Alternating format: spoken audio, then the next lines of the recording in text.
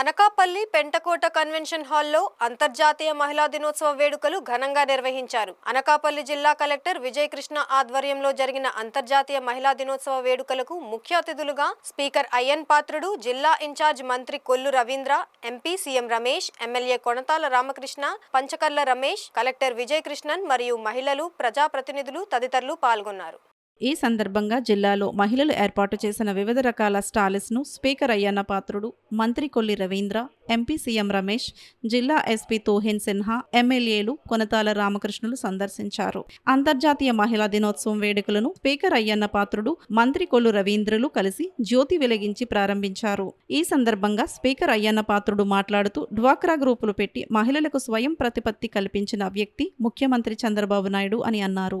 అన్ని రంగాల్లోని మహిళలు రాణించాలనే ఉద్దేశంతో డ్వాక్రా సంఘాలు పేరుతో మహిళలను ఆర్థికంగా బాగు చేసిన ఘనత ముఖ్యమంత్రి నారా చంద్రబాబు నాయుడుకు దక్కుతుందని అన్నారు. ఈ సందర్భంగా మహిళా కానిస్టేబుల్, మహిళా అధికారులను అంతర్జాతీయ మహిళా దినోత్సవ సందర్భంగా స్పీకర్ అయ్యన్న పాత్రుడు, ఇన్ఛార్జ్ మంత్రి కొల్లి రవీంద్రలు ఘనంగా సన్మానించారు. ఈ కార్యక్రమంలో joint collector Jahnavi, RDO Begum, corporation చైర్మన్లు, జిల్లాలోని మహిళా అధికారులు, కూటమి నాయకులు పాల్గొన్నారు.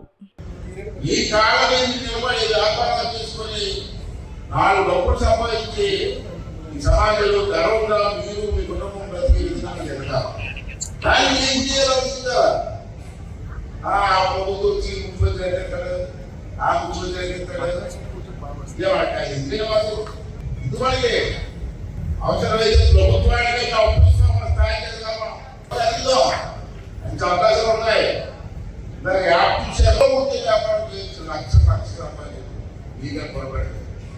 పార్లమెంట్ లో దాదాపు 250 మంది మహిళా ఎంపీలు ఉంటారు. భారతదేశంలో 1500 మంది ఎమ్మెల్యేలు ఉంటారు. ఎందుకంటే ఇప్పుడు డీలిమిటేషన్ లో మళ్ళీ 40% సీట్లు కలిగితే 543 ప్లస్ 217 దాదాపు 760-770 సీట్లలో 93% అంటే 250 మంది మహిళలు ఉంటారు. ఇదే కాకుండా ప్రధానమంత్రి గారు బేటీ బచావో బేటీ పడావో కార్యక్రమంలో ఎక్కడైతే మహిళల్ని ఈ మంచి ఎడ్యుకేషన్ ఇవ్వాలి, వారికి మంచి విద్యా బోధన చేయాలి అనే ఉద్దేశంతో చాలా ప్రోగ్రామ్స్ ప్రధానమంత్రి గారు తీసుకొని రావడం, ఈ రాష్ట్రంలో కూడా ఫస్ట్ మహిళలకు మంచి హక్కులు రావాలంటే వాళ్ళు సెల్ఫ్గా ఎకనామిక్గా అంటే ఆర్థికంగా బాగుపడాలనే ఉద్దేశంతో అప్పట్లోనే మన ముఖ్యమంత్రి చంద్రబాబు నాయుడు గారు వారికి ఈ సెల్ఫ్ హెల్ప్ గ్రూప్ పెట్టి ఈరోజు రాష్ట్ర వ్యాప్తంగా కూడా ఆ సెల్ఫ్ హెల్ప్ గ్రూప్ చాలా బాగా పనిచేస్తున్నాయి. వారికి ప్రభుత్వం కూడా చాలా ఎక్కువ పెద్ద మొత్తంలో సహాయం చేస్తుంది.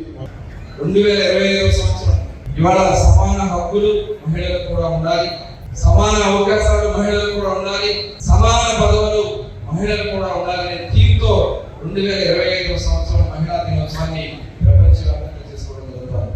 చాలా ఎందుకంటే మహిళ లేనిదే జననం లేదు, మహిళ లేనిదే జీవం లేదు, మహిళ లేనిదే